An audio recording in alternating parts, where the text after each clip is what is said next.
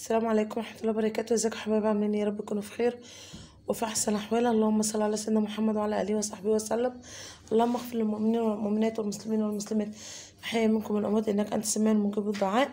هصور معاكم ان شاء الله ازاي ان انت تعملي الملوحة او تخللي البسارية او هو بيقولوا عليها سردين الغلابة، بطريقة سهلة جدا وبسيطة وهتاكلي احلى سردين او احلى ملوحة.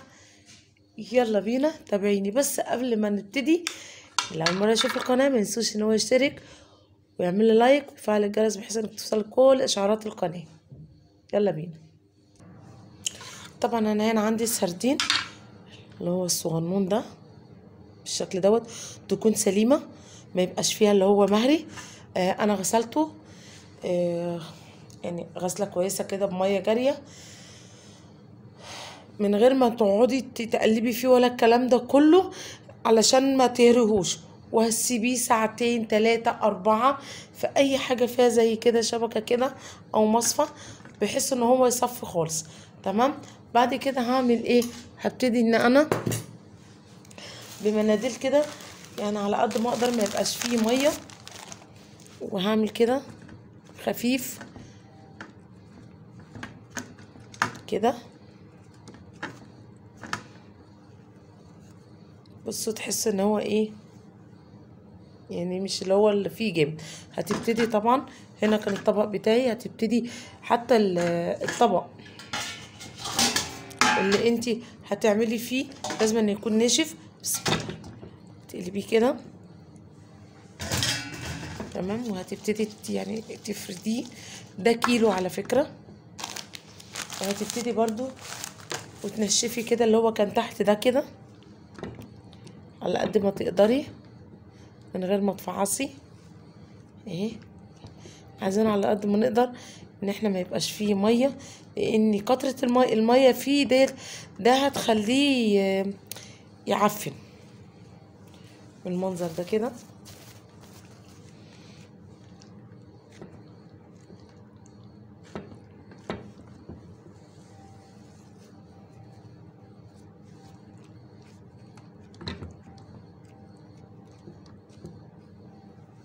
هو تقريبا كان محتاج ان انا اسيبه اكتر من كده، بس عشان انا صراحة مستعجلة على التخليل عشان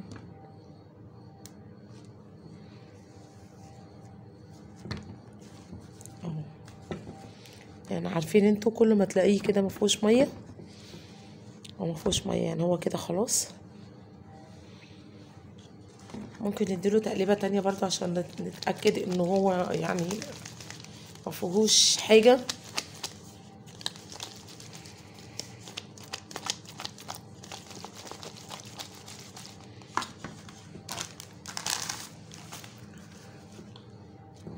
كده خلاص. اتمنى ان انت تعملي لي لايك وتعملي لي شير عشان الكل يستفيد، خاصة كمان دلوقتي ان البسارية احنا في الشتاء في الصيف، فده انسب وقت ليها ان انت تجيبيها. وعلى فكرة ممكن ان انت تجيبيها وتخزنيها، ان انت بعد ما تعمليها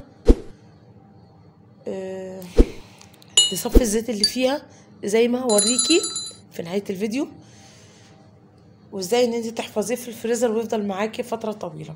خلاص. اللي هي التتبيلة بتاعته هي عبارة عن 3 مكونات بس. لكل كيلو معلقتين كبار هرميين ملح ومعلقة هرمي شطة. الشطة ديت عبارة عن مادة حافظة ده للكيلو، فعشان ما يتهرش وكده. ومعاها نص معلقة بابريكا بس عشان يديها زي ايه لون. وهتقلبيه كويس قوي كده. حلاوة الشطة وريحتها. طبعا عايزة تكتري شطة براحتك، عايزة تكتري ملح براحتك على حسب الراحة اللي انتي بتاكليها. الشطة صعبة قوي. تمام. وهبتدي ان انا هرش كده عليه كده، لكن ما تقولوش عن معلقتين ملح يا جماعة عشان ما ينعمش منكم. وتبتدي تقلبي بحيث ان كل سمكايه، كل واحده من دول تاخد ايه، تتغلف بالملح كويس.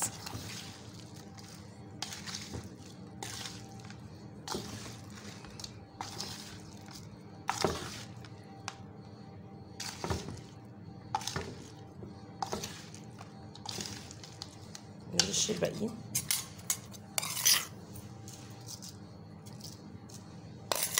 كفايه ان انت عاملاها في البيت وضامنه نظافتها. في ناس بتعملها من غير ما من غير ما تغسلها، بس انا صراحه بحب اغسلها من ايد لايد، وفي الجو وبكتيريا وكده، فمش هيجرى حاجه لو انت غسلتيها تحت ميه جاريه، هتبقى انت ضمنتي نظافتها.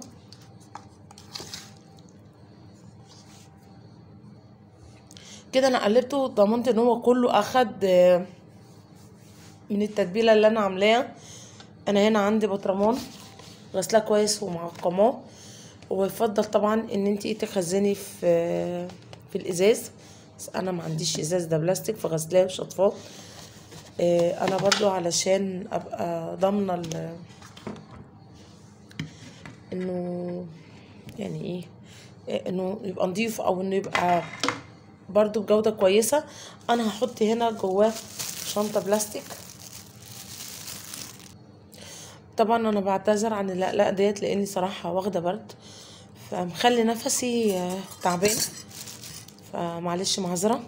انا هنا خلاص جبت هنا البطرمان زي ما قلت لكم. لو ازاز بتستغنى عن ان انت تحطي شنطة فيه او حاجة او كيس، بس طبعا يكون كيس نظيف جدا، يكون ما استعملش بحيث ان هو يبقى ناشف وما يبقاش كمان تبقى يعني يبقى فيه ندى او فيه اي حاجه زي كده. فانت طبعا اهم حاجه ان الحاجه بتاعتك اللي شغاله فيها تكون ناشفه. تمام. وهبتدي ان انا عايزه تقسمي الكميه دي على بطرمانين صغيرين ماشي، مش عايزاها على بعضها كده برضو عادي. وهبتدي ان انا هحطهم كده في البرطمان بتاعي دوت. بسم الله. على فكرة هي ما بتطولش معاكم في التخليل، هتاخد معاكم من يعني من 3-4 ايام ل5 ايام 6-7 ايام. هي طبعا عشان الجو شتاء والكلام ده كله، يعني مش في بداية الشتاء شوية لسه الجو يعني الجو ما فيهوش حرارة، هيبقى معاكي من 5-7 ايام، اسبوع. اكيد لو الجو لسه يعني زي ما بيدي كده الايام ديت شويه حر على شويه مش عارفه برد، هتلاقيه هياخد 5 ايام معاكي. انا هنا حطيت تقريبا تلت الكميه، وهحط هنا كده شويه زيت صغنطاطين كده قد معلقه،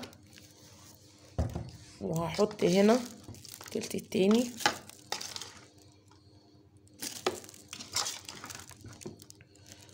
خرج انت يعني عارفه هو الكيلو دلوقتي انا جايباه ب20 جنيه، مش غالي. اكيد انت عشان تروحي تجيبي، والله الكيلو من دوت بيعمل حوالي بتاع 80 جنيه، وانا مش فاهمه ليه. ويا سلام بقى لما يكون جايبولك بقى وعامل لك عليه شويه ليمون وشويه زيت اللي هم اصلا من التخليل بتاعه، ما هوش حاجه زياده من عنده.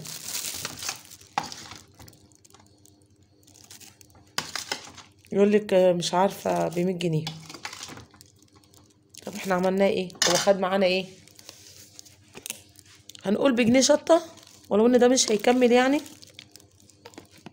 وربع كيس ملح ب1 جنيه.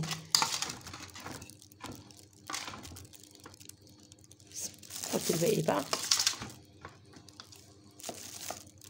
لايك وشير يا جماعه، لايك وشير، يلا دعموني بقى. يا سلام بقى تكوني عندك حد عازماه على الملوحه دي، وخراشي على جمالها، وخراشي على طعمتها. ده هي كده من غير حاجه، والله ريحتها تجنن وشكلها يهوس. تمام. بعد كده هو كيلو يعني، عارف انت البطرمان دوت ياخد بتاع 2 كيلو، 2 وشويه. هنبتدي بقى ان احنا هنحط ايه. شيلي ده، شيلي ده، طب شيلي ده. هتحطي بقى هنا كميه زيت محترمه.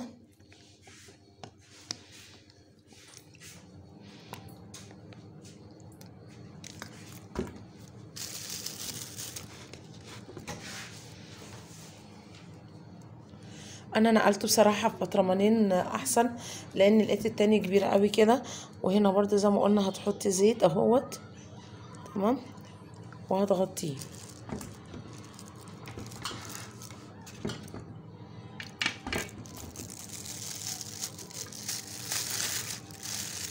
تقفل عليه جامد. تحطي كده. خلاص. وهتروحي حاطه هنا كيس من على الوش كده. لو عندك استرتش اللي هو البلاستيك اللي هو بتاع اللف اللي بتلاقيه في المحلات دوت، هيبقى احسن. تمام. طبعا هنا انا لقيت فيه نقطه ميه في الغطا، ما يبقاش فيه اي حاجه خالص. تروحي مغطياه بالشكل ده كده. تمام. وعندي بطرمان كان بتاع صلصه صغنن، حبه بابريكا. البابريكا دي يا جماعه عشان تدي اللي هو اللون الاحمرار بتاع السرديني اللي انتوا بتشوفوه بتاع الملوحه. تمام. انا هنا نقلتهم في علبه صراحه، وبعد كده غطيتها بكيس، وهقفل عليه كويس جدا. وارجع بعد اسبوع او 5 ايام على حسب ما هلاقيه، ونفتح عليه سوا مع بعض تكمله الفيديو ان شاء الله. ورجعت لكم كده جميل بعد 8 ايام بالظبط. وتعالوا نفتح بقى على الفسيخ كده، الفسيخ الغلابه او الملوحه او السردين اللي احنا خليناه بالطريقه ديت. بسم الله. دوت اهوت.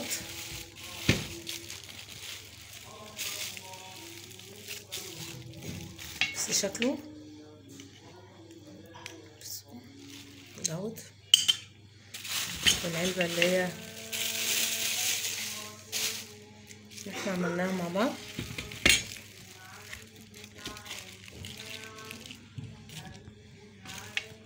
على فكرة تقدري ان انتي بعد كده بسم الله الرحمن الرحيم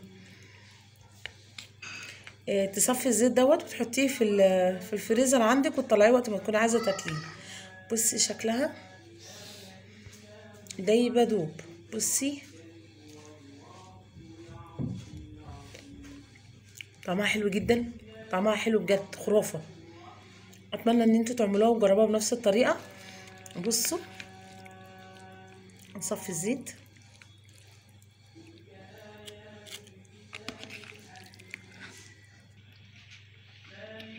تمام. بصي شكلها. تقدري بقى ان انتي تعملي بقى عليها ليمون، تقدري بقى ان انتي ببصل. بس بجد جميلة جدا. وب20 جنيه بس عملتي احلى فسيخ. طبعا الشويه دول والله عشان تروحي تجيبيها الكيلو بتاعها دلوقتي بقى وصل 100 وشويه. فطبعا عشان تجيبي الكميه ديت شوفي هتعمل معاكي قد ايه. ممكن تكون يعني كلفت معاكي زيت تاني او حاجه، بس والله اوفر وانضف واحلى، وعاملاها في بيتك. ويا رب الفيديو يعجبك وبالف هنا وشفا على قلبك. وتفضلوا معانا. وشكرا لكم بالمتابعه، والسلام عليكم ورحمه الله وبركاته. مع السلامه.